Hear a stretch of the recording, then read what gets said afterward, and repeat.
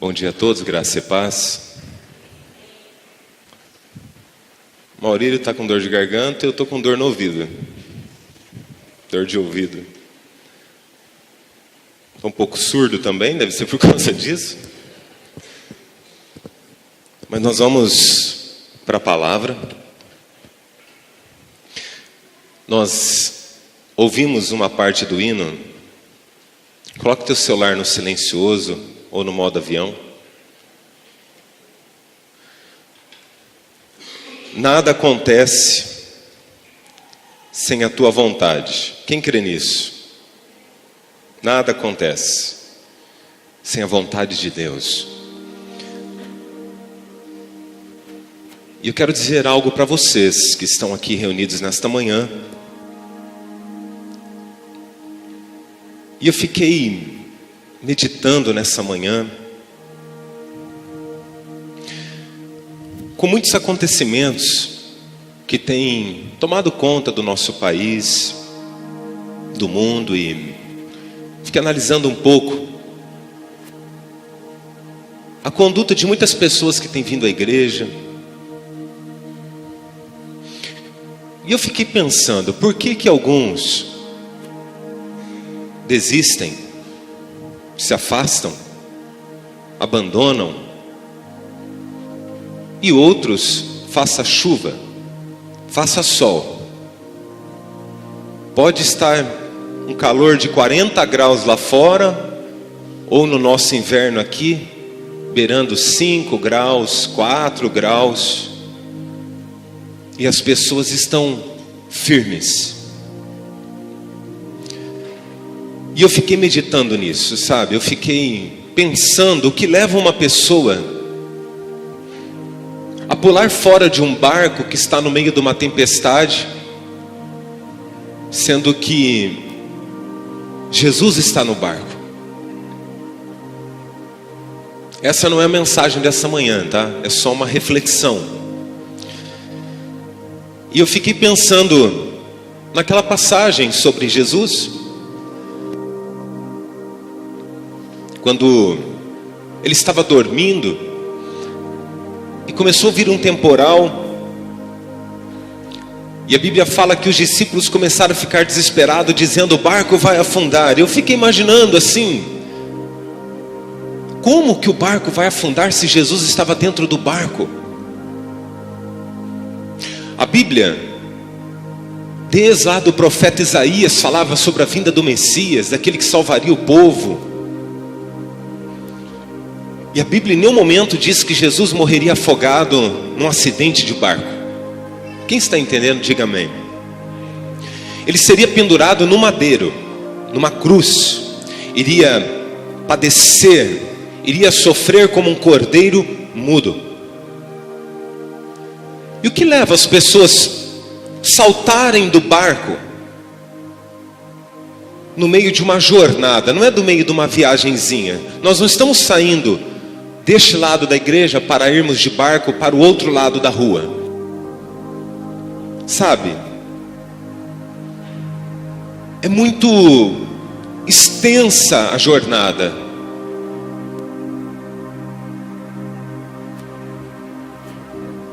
E essa jornada ela é tão extensa que eu fiquei pensando, por que as pessoas saltam do barco, outras ficam ali no canto morrendo de medo, e outras simplesmente ficam desesperadas a ponto de acordarem o mestre e falar assim: olha, nós vamos morrer. Mas eu quero dizer algo para você que não saltou do barco, para você que não acordou ele desesperado, e você que ficou quieto ou quieta lá no fundo do barco, assim, ó, eu sei que a tempestade está terrível, eu sei que está todo mundo desesperado aqui ao meu redor dentro deste barco, mas eu sei que Jesus está comigo no barco, eu confio nele, e sei que esse barco não vai naufragar. Para você que não saltou do barco, para você que não acordou Jesus, para você que ficou sofrendo quieto, calado, não saiu deste barco, eu quero dizer algo para você. Você vai viver os melhores dias da sua vida. Você vai viver um momento de grandes bênçãos de Deus para a sua vida. Porque quando nós ficamos sofrendo, calados, Deus ele tem uma recompensa muito maior para nós. E este barco pode simbolizar a igreja onde você está agora, pode simbolizar a empresa onde você trabalha, e pode simbolizar a família onde você está hoje. Quantas vezes você falou assim: eu vou sair da igreja? Não vou sair da igreja. Espera aí, que o cara está pregando lá, tá? Eu estou lendo, está escrito aqui na Bíblia, tá? Então, realmente ali se prega a palavra. No seu trabalho, está tudo contra. Não, mas Deus tem me abençoado através desse trabalho, então vale a pena ficar aqui. Na sua família, você está em contrito, você está em momentos de adversidade com o seu cônjuge ou com os seus filhos. Não, mas eu não posso abandonar minha família, eu não posso me separar. É só nós resolvermos isso. Quem nunca passa por uma crise? E você ficou. E quando você ficou, vem uma bênção de Deus sobre a tua vida, porque você não tomou decisões momentaneamente, baseando-se nas suas emoções. Você confiou em Deus. E quem confia em Deus, Deus se alegra dessas pessoas. Então tem algo muito maior preparado para nós. Entende isso? E dentro deste contexto que eu fiquei meditando nisso, eu fiquei meditando já na mensagem de hoje. E eu fiquei pensando naquilo que Deus falou comigo na sexta-feira. E eu vejo Deus cuidando de nós. Quando eu digo de nós, das pessoas que eu conheço, que eu tenho mais proximidade, porque eu não sei o que você passa muitas vezes no dia a dia. O pastor conhece as pessoas aqui da igreja, mas nem todo mundo a gente tem uma intimidade maior. Mas as pessoas que nós temos um pouco mais de intimidade, eu fico olhando como Deus tem cuidado de nós. E eu, na sexta-feira, falei: Deus, que amor profundo é esse? Que Deus cuida de nós assim, com amor tão profundo, a ponto de nós vermos Deus nas pequenas coisas da vida. E Deus veio na sexta-feira e falou muito comigo, muito, mas muito mesmo. Deus ministrou algo poderoso no meu coração. E eu fiquei meditando em tudo isso. E na sexta-feira eu dei uma palavra numa empresa. Eu quero compartilhar a introdução da mensagem de hoje, essa palavra que eu dei nesta empresa. E depois nós vamos para outro texto. E vocês vão entender tudo isso que está acontecendo nessa manhã. E você vai entender muita coisa que está acontecendo na sua vida. Mas antes de nós lermos aqui, eu quero dizer algo para você. Você poderia estar hoje dormindo na sua casa agora, descansando. Ou tomando um belo café da manhã, falando assim: para que eu vou na igreja? Vou ficar aqui descansando. Mas é assim que a maioria das pessoas fazem. Vocês lembram que há uns 20 anos atrás, eu tenho 21 de convertido, 20 anos que eu prego, de 20 anos para mais, começava um culto, começava a oração, os demônios já começavam a se manifestar tudo dentro da igreja. Quem é dessa época, de 20 anos atrás? Lembram disso? Vocês veem isso acontecendo hoje? Não mais. Mudou a estratégia. Sexta-feira, fiquei estudando sobre os demônios. Credo, pastor, mas não tem que estudar? Eu não gosto de fazer funeral, mas eu tenho que fazer. Então a gente tem que aprender. E eu tenho visto as armadilhas do diabo nesses últimos anos, sabe? Como o inimigo tem trabalhado. E sabe o que o inimigo tem feito? O inimigo não tem se manifestado mais. O inimigo ele tem trabalhado através dos vícios, para que vocês entendam um pouco melhor, através dos pecados capitais das pessoas, né? Dentre eles, ira, gula, mas tem um pouco mais de pecado que não está aí nos pecados capitais, porque lá, um pouquinho antes, lá na época de Lutero, lá, a igreja que estipulou os pecados capitais foi a igreja católica, mas ela tirou 2, que é a vaidade e o medo. E colocou meio a vaidade junto com o orgulho, mas um não tem nada a ver com o outro. Mas nós podemos falar não são 7, mas são 9 pecados capitais. Os 9 pecados capitais, os 7, além dos 2, os 2 são vaidade e medo, que complementam os outros 7, mas os 7 são lá, vamos lá: ira, orgulho, inveja, avareza, gula, luxúria, preguiça. E por trás disso, tem espíritos que dominam as pessoas e as pessoas não sabem disso. Por que eu falo disso? Hoje sou pastor da igreja, mas já fui missionário, já trabalhei na área de libertação, então eu sei muito bem como funciona tudo isso. Pastor, mas por que um pastor como o senhor não trabalha nessa área? Porque assim, se eu trabalhar nessa área, eu tenho que trabalhar só nessa área. E tem algumas pessoas de referência na nossa nação aí.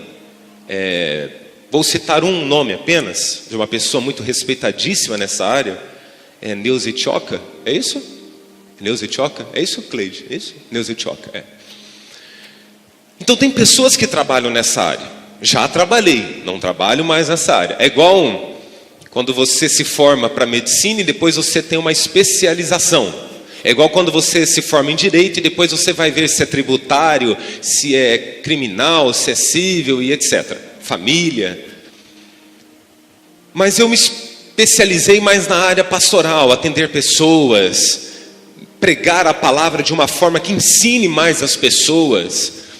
E trabalhei muito na área de casais. Teve uma época que eu visitei muito, fiz muita capelania, muitos hospitais, visitei UTIs, e muito forte esse trabalho. Depois de um período eu aconselhei muita gente com depressão, tanto que eu me ajudei dezenas de pessoas com depressão e acabei depois não vigiando. De tanto você se colocar no lugar das pessoas, acabei ficando um mês e pouco aí com depressão, e é terrível isso, passei por isso também. E Deus foi me dando a oportunidade de passar por várias situações ministeriais para me colocar onde Ele me colocou hoje. E o que eu estou querendo dizer nesta manhã é que tudo o que você está passando tem um propósito. Sabe, as suas dificuldades, as suas provas. Talvez você fale assim, mas eu não entendo o porquê. Enquanto você não entender o porquê, você vai continuar passando por isso. É mais fácil você dizer assim, olha, Senhor, eu sei que eu não estou entendendo, mas me ensine o porquê e o para quê disso. E Deus vai começar a te mostrar. Irmãos, cada dia que se passa, eu vejo o quanto as pessoas estão distantes de Deus, achando que estão próximas de Deus. Quantas pessoas estão tão religiosas e não espirituais, e elas estão cada dia mais se afastando do Senhor e não se aproximando do Senhor. Porque a religiosidade te mata. A religiosidade, ela massacra você. E por que eu falei do barco? Por que eu estou contando todo esse testemunho? Porque em muitos períodos da minha vida eu fiquei religioso. Como assim, pastor? Se nós não tomarmos cuidado, você se torna religioso em uma semana. Mas é possível isso? Claro que sim. Começa a fazer todos os dias a mesma oração. Pronto. você já se tornou religioso. Você simplesmente ligou o modo automático. Você clicou lá e falou assim: Senhor Deus, Pai, em nome de Jesus, assim, assim, assado, tal, em nome de Jesus, amém. Faça essa oração todos os dias. Pronto, isso é religiosidade. Jesus disse: eles acham que pelo seu muito falar serão ouvidos. Então nós temos que entender que Deus tem algo muito maior para nós. E só recebe esse algo muito maior quem não desiste, quem fica firme com Ele. E aí nesta manhã vocês vão entender o que Deus tem preparado para vocês. Mas o que Ele exige de nós, para que possamos receber o que Ele nos prometeu. Então quantos querem estar preparados para aquilo que Deus tem reservado para você? Acredito que todos, amém? Então vamos aprender. Vamos aprender. Sabe, esse negócio, eu não vou na igreja porque eu não concordo com aquilo. Eu não vou lá no meu trabalho porque eu não concordo com aquilo. Daqui a pouco você não tem igreja, você está desempregado e você está sem família também. E sabe o que eu vejo isso? Vocês me desculpam, mas meninos e meninas, então vocês que estão firmes aqui nesta manhã, vocês não são meninos e meninas, vocês se tornaram homens e mulheres de Deus. Porque vocês não estão servindo a aparência, vocês estão servindo aquele que vocês não estão vendo. O nosso Senhor e Salvador Jesus Cristo, é por Ele que nós somos apaixonados, é por Ele que nós devemos dar tudo que temos, tudo que somos. Nós temos que ser apaixonados por esse Deus, sabe, amá-lo acima de tudo. Essa paixão tem que estar dentro do nosso coração. Em João, a Bíblia fala para nós amarmos o nosso próximo assim como Jesus nos amou, assim como Ele nos amou. E é uma frase que vai acompanhar a nossa igreja. É um versículo bíblico que simplesmente vai acompanhar a nossa igreja. Pastor, por que você está falando isso? Porque a minha vida toda, eu e minha esposa, nós sempre fizemos assim, sem ninguém ver. Ajudamos um aqui, um outro ali, outro lá. Nós não tínhamos quase nada para passar esse final de semana. E eu saindo do mercado, sacola na mão, ontem, duas senhoras falaram assim: pelo amor de Deus, me ajuda a comprar uma fralda geriátrica para minha mãe. Peguei R$20, falei: quanto custa? 15, 16, 17, tá bom. Falei: amor, entra na farmácia e compra. Fiquei sem dinheiro. Pastor, como? Hoje não é outro dia? A hora que a minha esposa entregou a fralda para aquela mulher, ela começou a chorar.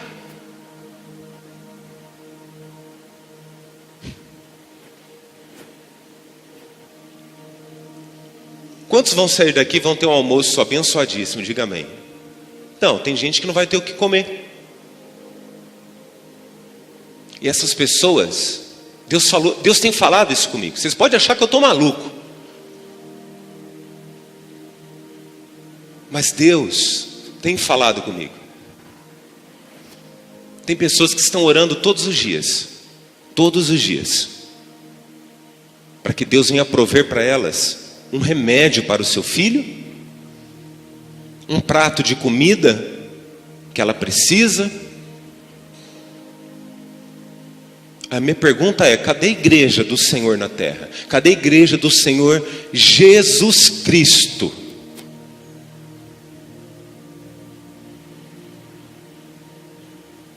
Será se você não pode fazer isso por ninguém?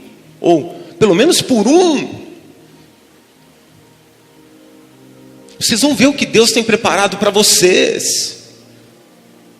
Vocês vão entender como que Deus cuida daqueles que servem. Pastor, mas essas pessoas estão afastadas. Estão sim, mas nós temos que trazê-las através do quê? Do amor e do bom exemplo.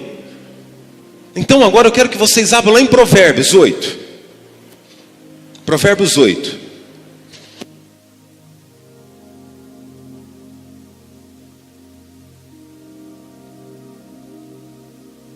Provérbios 8, 17 ao 21 nós vamos ler. Olha só o que ele fala. Provérbios 8:17. Eu amo aquele que me ama, e quem me procura acha. Está aqui no telão, se alguém quiser acompanhar aqui, ó, está na NTLH. Eu amo aquele que me ama.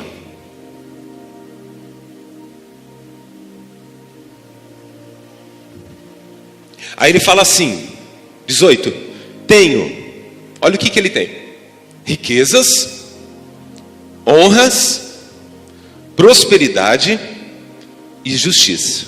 Quem pode dar amém por isso? Aí no 19 ele fala assim, ó, o que eu ofereço, ele está falando a respeito da sabedoria, tá bom? Vale mais do que o ouro fino e é melhor do que a prata mais pura. 20, eu ando no caminho da honestidade e sigo os passos da justiça. 21, dando riqueza para quem? Aos que me amam, enchendo as suas casas de tesouros. Quem pode dar glória a Deus por isso? Então Deus está falando assim, ó, através da palavra. Salomão ministrando.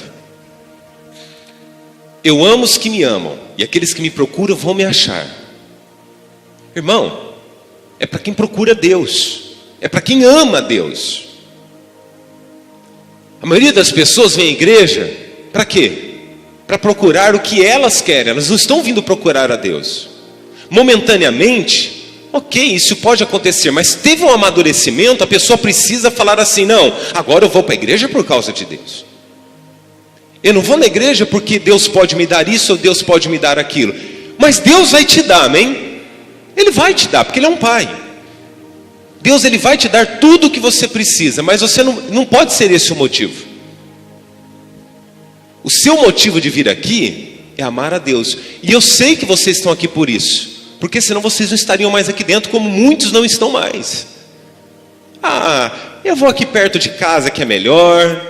Ah, mas a igreja ali é do Satanás, mas é perto de casa. Mas tem gente que é assim. Não importa. É que é mais cômodo. Irmãos, as pessoas andavam dias para encontrar Jesus na Bíblia. Zaqueu, ele subiu numa árvore. O cara era milionário, podre de rico. O cara subiu numa árvore e falou, Jesus, ó, eu estou aqui, ó. O cara se expôs. Ele não estava nem aí, ele queria que Jesus fosse na casa dele. Ele falou, olha, eu tenho tudo que o dinheiro pode comprar, mas eu não tenho ele. Jesus disse, desce daí, eu vou na tua casa hoje. Pode descer, Zaqueu, já chamou muita atenção, você está queimando a cara, sabe? Mas é verdade, ele queria Jesus. E a igreja tem perdido isso. Nós temos que vir na igreja por quê? A hora que eu entrar ali, eu sei que eu tenho esse problema, eu sei que eu quero pular do barco, não esqueci do barco do início da mensagem, eu sei que eu vou acordar Jesus porque eu estou com um problema seríssimo. Mas espera aí, o importante é que Jesus está comigo dentro do barco, o importante é que Deus está cuidando de mim. Se esse barco virar, Jesus vai fazer eu flutuar, porque Ele está comigo no barco. E as pessoas querem pular do barco. Ah, não vão mais na igreja. Se joga dentro do mar, se matam. Deus não mandou você pular do barco. Deus não mandou você nem acordar o filho dele que está dormindo. Deus permite alguns temporais, algumas tempestades nas nossas vidas, para provarmos se nós realmente amamos Ele, conforme diz lá no primeiro versículo, no 17 aqui. Para ver se realmente somos honestos, justos. Ah, pastor, mas todo mundo é desonesto, então eu também vou ser desonesto. Faz isso não. Tudo que o homem plantar, ele ceifará, ele colherá. E aí eu quero que você entenda o seguinte: tem pessoas, eu até usei esse exemplo na sexta-feira.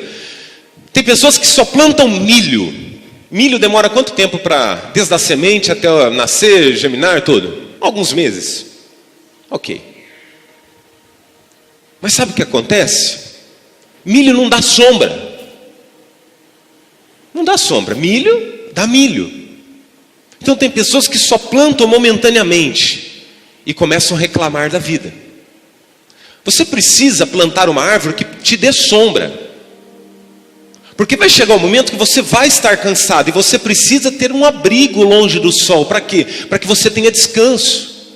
Entendendo isso, você também precisa começar a plantar árvores que deem frutos. Porque a partir do momento que você estiver debaixo de uma árvore que só tem sombra, você vai falar assim: nossa, bem que eu poderia estar comendo uma maçã agora. Então plante uma árvore que dê fruto. E eu não sei se vocês lembram, mas ano passado eu ministrei uma mensagem que falava assim: quem planta tâmaras não colhe tâmaras. Por quê? Porque se você jogar hoje uma semente de tâmara no solo, cobrir, fazer todo o processo certinho, sabe quantos anos demora para uma tamareira nascer, crescer e começar a dar frutos? 100 a 120 anos. Nossa, pastor. Então você está com 30, 40... quantos anos você vai ter? 200? Você está morto, filho. Mas quem planta tâmaras é aquela pessoa que está pensando no legado dela, o que ela vai deixar para os filhos, o que ela vai deixar de exemplo para os netos. Então o plantador, vamos dizer assim, de tâmaras, ele não é egoísta, ele está fazendo para as próximas gerações. E a Bíblia fala: te abençoarei aqueles que te abençoarem. E Deus tem falado isso comigo. Quando nós fundamos o ministério, o Senhor falou isso comigo. Falou: meu filho, todos que estenderem as mãos nesse ministério, eu vou abençoar, porque te abençoarei aqueles que te abençoarem. E é incrível isso. Nós passamos por tantos períodos ruins nesses últimos anos, e todos os irmãos aqui da igreja passaram equilibrados, não faltou nada para ninguém. Isso é muito louco. Então comece a entender algo: pastor, eu não estou gostando do que está acontecendo na minha vida. Deus não tem nada a ver com isso. É que você só planta milho. Você não planta uma árvore que dá sombra, você não planta uma árvore que dá fruto. E tamareira, quem só pensa em plantar milho vai plantar tamareira, irmão? Não vai plantar. Mas você precisa entender que você tem que deixar um legado para os teus filhos, uma herança. E essa herança, nós não estamos falando apenas de riqueza. Porque é o seguinte, nós estamos lendo aqui uma passagem que Salomão ministrou. Qual a diferença entre Salomão e Jesus no âmbito financeiro? Salomão foi o homem mais rico que já passou na face da terra. Jesus foi o mais próspero. Porque riqueza é o quanto você acumula, prosperidade é o quanto você reparte o que você tem. Então, se uma pessoa ganha R$1.000 por mês, ela repartiu 100, ela repartiu muito mais do que aquela que ganha 1 milhão e deu 1.000. Salomão passou por um período de prosperidade? Passou. Mas Salomão foi muito rico. Agora, Jesus não foi rico, mas Jesus foi próspero. E o que a prosperidade ela promove? Todas as áreas da sua vida: saúde, emocional, familiar, financeiro, tudo. Ela abrange tudo. E a riqueza? Somente o financeiro. E eu te faço uma pergunta: do que adianta ter tudo e estar numa cama dentro da UTI? O que adianta? Ah, mas eu posso pagar o tratamento. E se o tratamento der errado? Tchau, pum, morreu. Então entenda, não é errado você ter, mas você precisa ser primeiro. Se você for alguém primeiro, você nunca vai se perder. Quem está entendendo isso? Jesus nunca se perdia, porque ele sabia de onde ele vinha, quem ele era, para onde ele ia, o que iria acontecer, quando ele iria morrer, ele iria ressuscitar, ele estaria à destra de Deus Pai. Ele era o próprio Filho de Deus.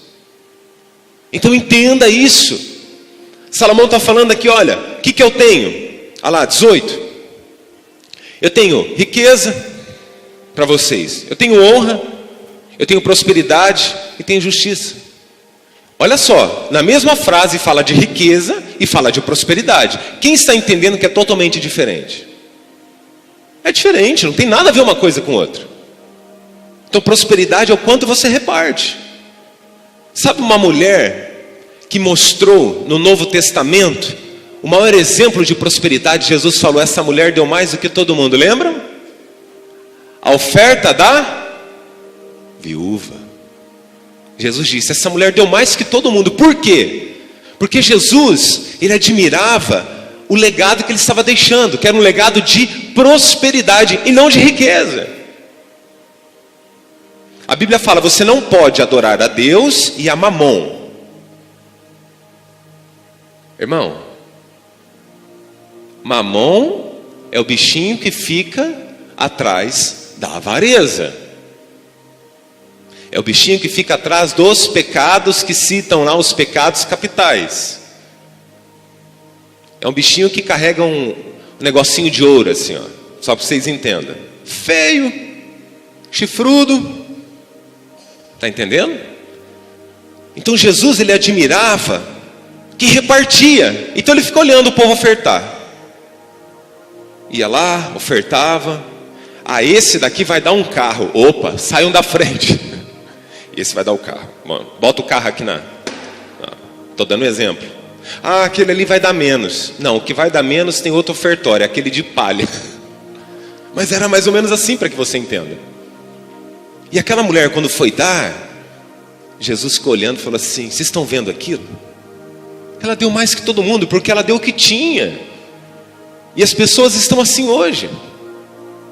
Eu sei que você tem que ter um planejamento para amanhã. Você não pode ser leigo a ponto de falar assim, não, ó, eu torro tudo que eu tenho hoje, amanhã eu não tenho nem o que comer. Amanhã Deus vai prover. Amém, Deus vai prover, só que você também tem que se planejar. Você tem que ter um equilíbrio. Mas entenda uma coisa. Você precisa repartir o que você tem. Quem está entendendo isso? Diante disso, Salmo 101 agora. Vamos lá.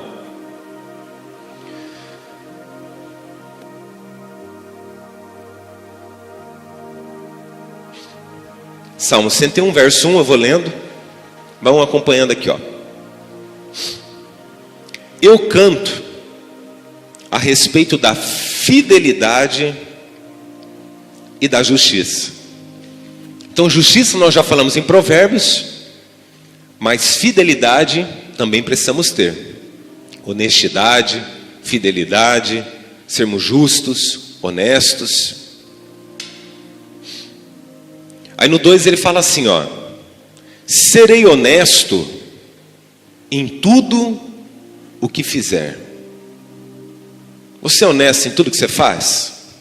Aí ele fala assim, ó: viverei uma vida correta na minha casa. Duas frases no mesmo verso: ser honesto em tudo que você faz e viver uma vida correta na sua casa. O que é ter uma vida correta na sua casa? É você honrar a Deus, honrar o seu esposo, honrar a sua esposa, honrar os seus filhos. Tem muita gente que fala assim: ah, mas minha casa tá uma baderna, minha casa está acabando. Mude o que você tem plantado. Você está colhendo o que você plantou ontem. As pessoas, elas são assim, elas vivem de forma inconsequente, sem pensar aonde vai dar. E daqui a pouco vem o resultado. Porque assim, ó, você pode escolher o que você planta, mas você não pode escolher o que você está colhendo. Se você plantou um pé de limão, não vai nascer um pé de manga.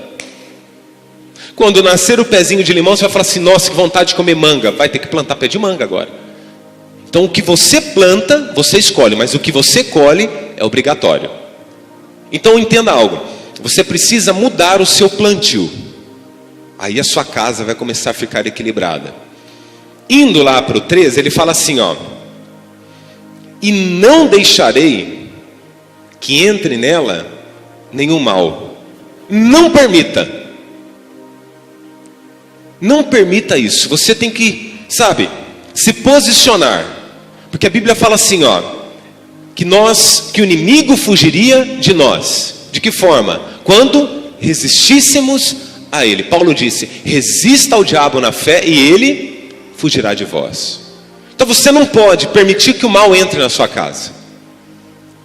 Ah, pastor, está assim, está assado. Olha, agora parece que está ficando assim. Repreenda. Se posicione. Não permita que o inimigo destrua o seu lar, a sua casa, a sua família. Então você que é cristão, você tem que orar. Você tem que buscar a Deus. Você tem que se posicionar. Porque senão o inimigo daqui a pouco está acabando com o que você tem. Então ele está dizendo assim, ó: não deixarei que entre nela nenhum mal. Ele fala assim, olha que interessante isso: eu detesto as ações daqueles que se afastam de Deus. Irmãos, aprenda algo. Você pode evangelizar uma pessoa que está afastada de Deus, você pode amar ela, deve amar ela, mas você não pode praticar o que essa pessoa pratica. Salmos 1 fala sobre o quê? Coloca Salmos 1 aí rapidinho, verso 1. Olha lá o que ele fala. Põe na versão ARA, tem aí? Ele é um pouco mais explicativo, vamos dizer assim, um pouco mais tradicional, né? Está aí? Olha lá, ó. Bem-aventurado, está aqui no telão, o homem que não anda no conselho dos ímpios. Quem que é o ímpio? O que está afastado de Deus, o que se desviou de Deus, o que nunca encontrou Deus, certo? Está ali. Não se detém no caminho dos pecadores, ou seja, você não fica caminhando com essas pessoas, você não fica detido com essas pessoas, certo? Nem se assenta na roda dos escarnecedores. E lá, deixa aí, lá nos Salmos, pode deixar aí, Minote. Lá no Salmos 3 ele está falando: eu detesto as ações daqueles que se afastam de Deus. Porque quem se afasta de Deus vai começar a fazer o quê? Andar no conselho dos ímpios, se deter no caminho dos pecadores e se assentar na roda dos escarnecedores. Quem são os escarnecedores? Aqueles que zombam de Deus. Eu já fiz muito isso quando era do mundo, quando era mundano. Deus falou: você vai falar mal? Então agora você vai pregar. Deus faz assim. Mas nós não podemos, entenda o que eu vou dizer, você que está hoje aqui na presença de Deus, você não pode se afastar de Deus. Você não pode seguir o exemplo das pessoas que se afastam de Deus, das pessoas que estão dentro de uma igreja. Deus nunca falou comigo. Aí Deus vem, aparece para a pessoa e fala assim: estou mandando você sair da igreja. Que Deus que é esse que manda alguém sair da igreja? Não é o Deus da Bíblia. Entendemos que Deus não está apenas na igreja, mas a igreja é onde os convertidos congregam. Então a igreja sim faz parte do pacote de salvação. Você vem aqui para quê? Para agradecer a Deus. É aqui onde nós nos amamos, onde nós congregamos, onde a gente presta um culto ao Senhor, onde temos uma palavra que nos exorta, que nos anima, que nos corrige, que nos traz vigor físico, espiritual, mental. Então você não pode simplesmente ficar ouvindo o que o inimigo fala. Por isso que ele fala lá: olha, não deixarei que entre nela nenhum mal. Você não pode permitir que o mal entre na sua casa, na sua mente, na sua família, no seu trabalho, na igreja onde você congrega. Você tem que ser maduro o suficiente para repreender o mal e saber que é o diabo que está agindo contra a sua vida. Porque as pessoas só servem a Deus quando convém para elas. Quando não convém, agora eu vou sair. Por quê? Por causa do fulano, por causa do beltrano, por causa do outro, por causa daquele lá. Nunca elas se autorresponsabilizam, sabe? O inimigo vai agindo, o inimigo vai agindo, o inimigo vai agindo, vai massacrando, vai tirando o que ela tem. Mas quando elas saem da presença de Deus, o inimigo, olha o que acontece. Essas pessoas não passam prova. Por quê? Porque elas vêm plantando há anos dentro da igreja.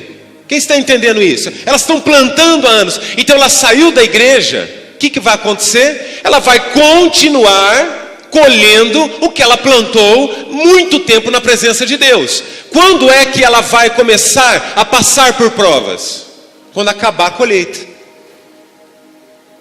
Quanto tempo isso demora? 6 meses, 1 ano? Amém? 6 meses, 1 ano? 6 meses, 1 ano depois, acabou a farra.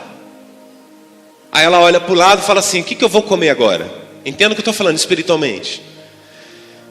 Agora está meio difícil, hein? Aí começa a cair a ficha. O pastor não era tão ruim assim, né? Parece que quando ele falava, ele estava falando para o meu bem. Nossa, a igreja, estou sentindo falta da igreja. Mas o orgulho não deixa eu voltar. Lógico que não deixa. Quem que é perito em orgulho? Satanás. Uma vez que o inimigo entrou na vida da pessoa, por que ela não volta? Porque é orgulho. Mas muitos falam assim, aí ele começa a colocar assim, se você voltar, as pessoas vão zombar de você. Mas eu quero dizer algo para você, e tem muita gente que vai ouvir essa mensagem na internet. Volte agora. Não ouça mais o inimigo. Você pode estar até ainda colhendo coisas boas. Volte para o Senhor Jesus. É o conselho que eu te dou. Você não pode, daqui a pouco, começar a colher coisas que você não plantou. Isso é muito forte. Então volte. Vamos adiante. Salmo 101, verso 4. Afastarei de mim pensamentos desonestos. Quem pode dizer amém por isso? Deixa o inimigo ficar buzinando na tua cabeça para você ver. Deixa ele. O salmista está dizendo: tire da sua cabeça pensamento desonesto. Tire. E não terei nada a ver com a maldade. Tem muitas pessoas que são más, igreja. Tem gente que é mal mesmo. Se afaste dessas pessoas. Agora, olha o verso 5. Às vezes eu tento explicar isso, mas as pessoas acham assim: o pastor é muito, não é nem bravo, o pastor é muito brabo, né? Não é nem bravo. Mas olha esse verso 5. Destruirei aqueles que falam mal dos outros. Defende e não permite que ninguém fale de você. E agora, sabendo que Deus te destrói, fica mais bonito ainda, né? Se for para você falar de alguém, promova, não destrua. Mas deixa aquela pessoa com Deus. Na última reunião eu falei: olha, fulano, beltrano, ciclano não fazem mais parte do corpo de obreiros da igreja. O que aconteceu? Não vou falar. Ponto final. Eu, como pastor, eu sei o que aconteceu, eu sei o que está acontecendo. Nós não devemos falar das pessoas quando não estão presentes. Amém, igreja? Amém, acabou. Sabe por quê? Porque Deus está falando: vou destruir aqueles que falam mal dos outros pelas costas. Aí as pessoas falam assim: minha vida está destruída, eu não sei o que acontece. É linguarudo, fofoqueiro, fala mal da vida de todo mundo. Quem está te destruindo? Deus, filho. A tua própria língua. A Bíblia fala no livro de Tiago. Nós podemos estudar o livro de Tiago aqui, é maravilhoso. O livro de Tiago, eu digo que ele é fora da curva. Então abençoe, ao invés de amaldiçoar. Então ele está falando: destruirei aqueles que falam mal dos outros pelas costas. Está escrito aqui, gente. E não suportarei os orgulhosos e os arrogantes. Por que Deus não suporta? Porque o bicho foi orgulhoso. Satanás foi orgulhoso. Então a gente tem que vigiar.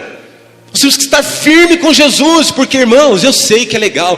Nós podemos vir aqui na frente, eu posso falar aqui 2 horas de inteligência emocional. A gente pode vir aqui na frente, vamos falar mais 1 hora de comportamento humano. Glória a Deus, aleluia. Isso vai melhorar as suas emoções, aleluia, glória a Deus. Mas o que vai te levar para a tua recompensa final é Jesus Cristo. Jesus.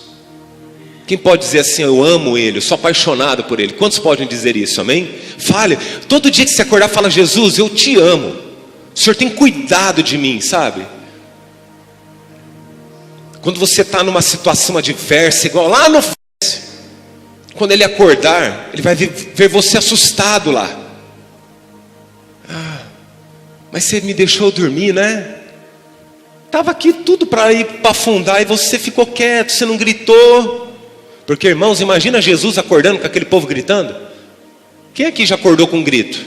Que alguém já acordou com os outros gritando? Quem abomina isso, para não dizer outra palavra? Irmãos, se tem uma coisa que eu fico irritado, é alguém me acordar gritando. Gente do céu, você parece que já acorda dando um soco assim, né?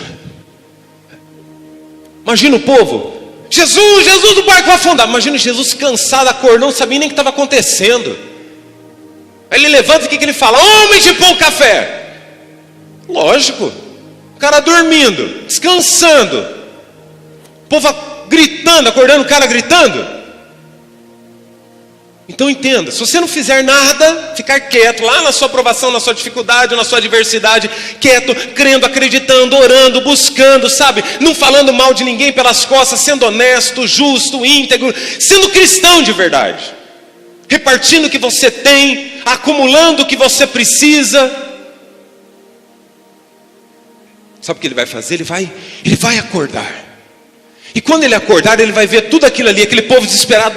E ele vai notar quem? Quem está fazendo o que ninguém está fazendo. Quieto, lá no canto, sentadinho. Jesus vai lá e vai perguntar: está tudo bem com você? Aí você vai falar: mestre, estou com medo. Então espera um pouquinho. Me dá a mão aqui. Deita no meu colo. Vamos conversar. Quem está entendendo isso? Você quer chamar a atenção de Deus? Não é fazendo as coisas erradas. Isso daí é o sistema do mundo. Quer chamar a atenção de Deus? Faça o que o mundo não faz. Aí você vai chamar a atenção de Deus. Amém? Quem está entendendo? Adiante.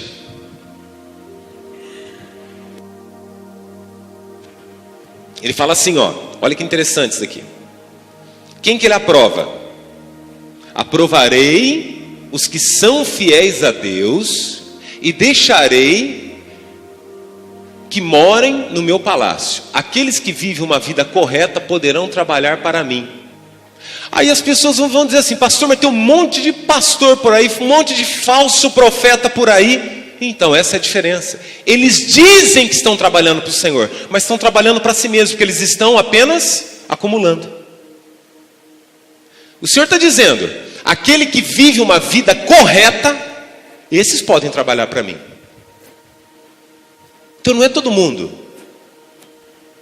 Não é todo mundo. Todo médico é um bom médico? Lógico que não. Todo advogado é um bom advogado? Lógico que não. Todo juiz é um bom juiz? Claramente que não.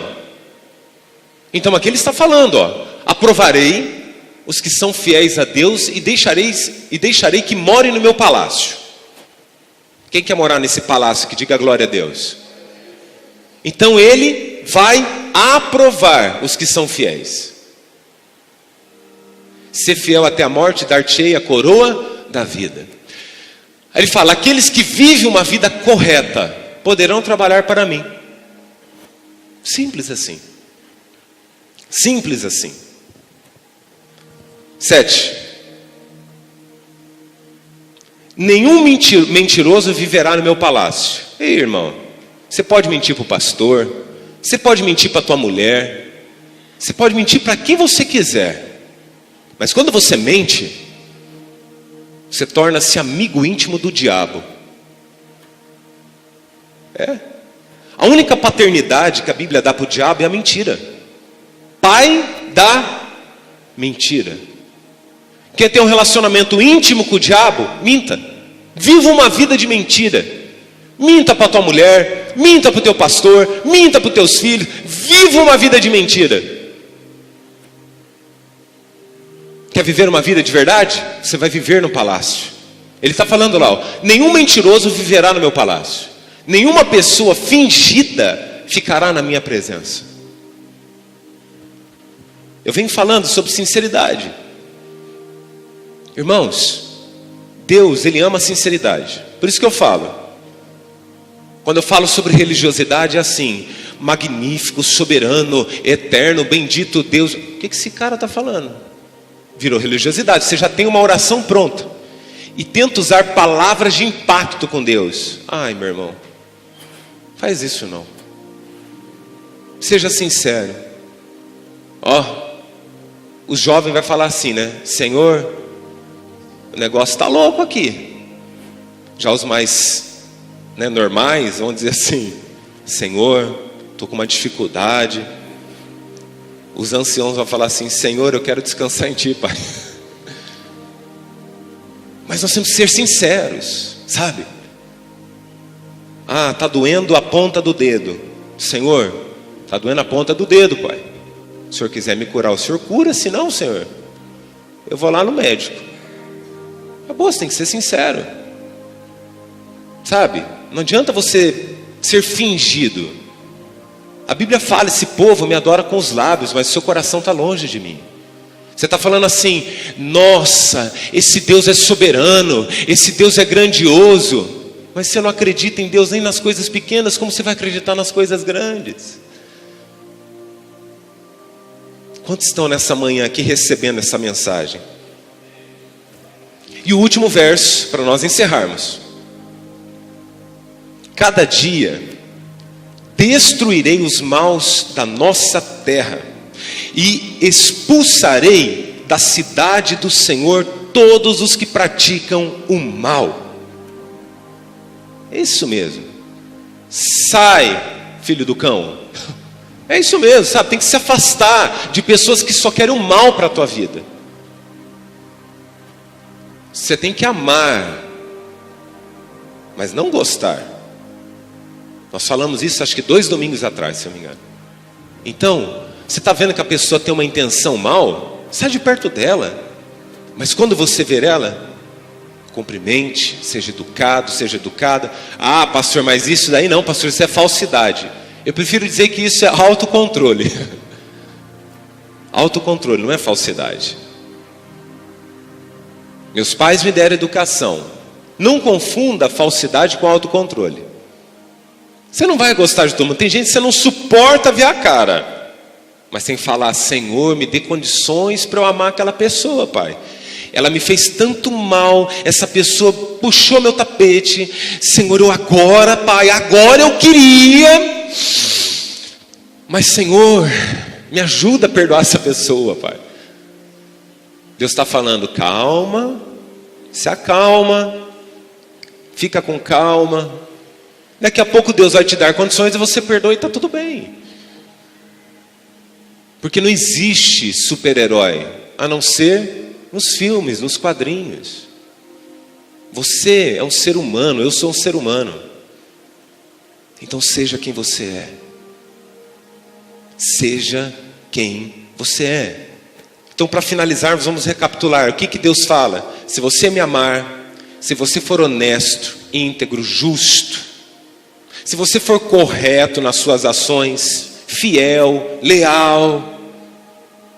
Traduzindo, o pacote está falando o quê? Seja um cristão de verdade e não de aparência.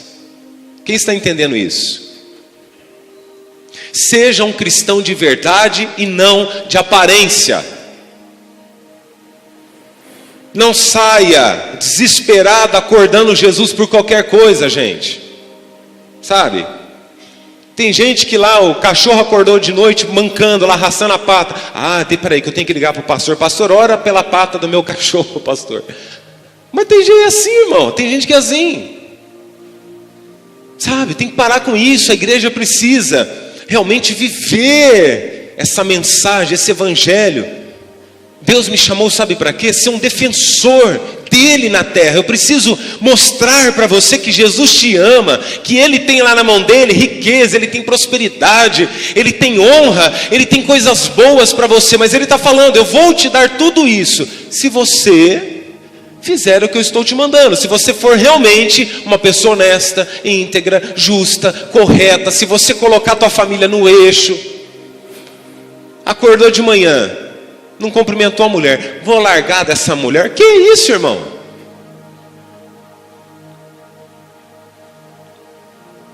Que nesse dia eu ouvi o pastor Cláudio Duarte falando assim: irmão, mulher tem TPM,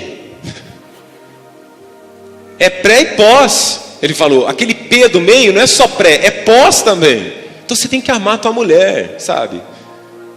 Mulher é diferente do homem. Você chega para o homem e fala assim: o que você tem? Nada. Tá bem, não tem nada. Você chega para a mulher e fala: o que você tem? Ela: nada. Tá bom, aí você vai tomar banho. Quando volta, a mulher está pé da vida, porque ela tem alguma coisa. Então mulher é diferente de homem. Ela não está mentindo, é o jeito dela se expressar. Então quando a mulher disser para você: não tenho nada, ela tem tudo menos nada. Então você tem que entender, porque ele fala lá: viverei uma vida correta na minha casa. Então entra na tua casa. Sabe o que nós fizemos sexta? Chamei minha família, falei assim: vamos pedir perdão para o outro aqui agora? Pronto. Como sacerdote da casa, como líder da casa, falei: todo mundo vai pedir perdão para todo mundo aqui agora. Do nada, pastor, do nada. Ué, tem que ter motivo? Tem que ter traição, tem que ter adultério, tem que ter prostituição. O diabo tem que estar com o garfo espetando todo mundo lá dentro para pedir perdão? Não. Sabe, chega na tua casa e fala: ó, vamos pedir perdão aqui. Quando você pede perdão, vem, imagina isso, uns muros que te cercam de proteção. Tem a mão de Deus ali, ó. Sem motivo? Sem motivo. Porque a Bíblia diz assim: só de eu pensar que eu não estou pecando, eu já pequei. Que coisa louca. Então, não precisa de motivo. Sabe, não precisa de motivo. Peça perdão. Olha, meu amor, se eu te fiz alguma coisa, me perdoa. Aí se a mulher está tão atribulada, tem que tomar cuidado, irmão. Ele fez alguma coisa que não quer me contar. E o marido está com o coração tão puro. Deus falou com o homem, Deus foi lá, quebrantou. Mas é verdade, quando as coisas é de Deus, a gente não acredita. Agora se o diabo chegar lá e falar assim: ó, mulher, eu odeio você, eu também te odeio. Sabe, quando é ruim, as pessoas elas acreditam. Então, promova isso, sabe, crie um hábito de você não dormir brigado com a tua mulher, sabe, de você perdoar a tua esposa, o teu esposo. Porque, irmão, a gente magoa as pessoas sem saber muitas vezes. Às vezes só como você, o tom de voz que você respondeu já magoou, você nem soube daquilo. É verdade ou não é? Quem concorda? Então isso é ter uma vida correta na nossa casa. E tem que partir de quem isso? Do sacerdote da casa, do esposo. A esposa tem que estar junto, os filhos. Eu pedindo perdão ao meu filho, ele rindo para mim, não sabia nem o que estava acontecendo, tadinho. Então, se levante nessa manhã, vamos orar. É isso que Deus quer de nós, sabe? Viva uma vida correta diante de Deus. Amém? Viva uma vida correta diante de Deus. Como Deus falou conosco, como Deus ministrou poderosamente em nossos corações. Eu quero orar por você agora e por essas pessoas que toda semana recebem essas mensagens pela internet. Também quero orar por essas pessoas, porque não tem sido fácil, mas no momento certo Deus vai entrar com provisão, Deus vai suprir. Você não precisa pular do barco, você não precisa se desesperar, você só precisa fazer o que é correto, você só precisa plantar o que é certo. Pastor, mas é muita coisa. Não é. É só você ficar um pouquinho mais consciente, racional, colocar suas emoções em ordem. Quando elas estiverem em ordem, aí você vai para cima com emoção, com tudo. Mas cuidado, seja um pouco mais centrado, centrada. Coloque Deus em tudo que você for fazer, então os teus planos darão certo, a Bíblia fala. Muitas vezes o coração do homem é enganoso. Nós podemos fazer planos, mas a resposta final vem de Deus. Então agora, comece a orar, fala: Deus, eu vou confiar mais em Ti. Pai, eu preciso ajudar o meu próximo, eu preciso ajudar a igreja, eu preciso estender a mão para minha família, eu preciso deixar um legado, eu preciso plantar muito mais além do que apenas pé de milho. Eu preciso, Senhor, plantar coisas novas, para colher coisas novas. Eu preciso levar perdão para minha casa, eu preciso ser honesto, eu preciso ser íntegro, eu preciso ter uma vida justa diante dos olhos do Senhor, eu preciso ser mais fiel a Deus, mais leal a Deus, sabe? Eu não posso ter uma vida de avareza, sabe? O Senhor promete lá em Provérbios, no mesmo versículo, que Ele me daria riqueza e me daria prosperidade, sabe? A Bíblia diz algo bem claro. Aprenda isso, igreja. Você não pode servir a Deus e a mamão, as riquezas. Mas Deus em nenhum momento da Bíblia disse que você não poderia servir a Deus com riqueza.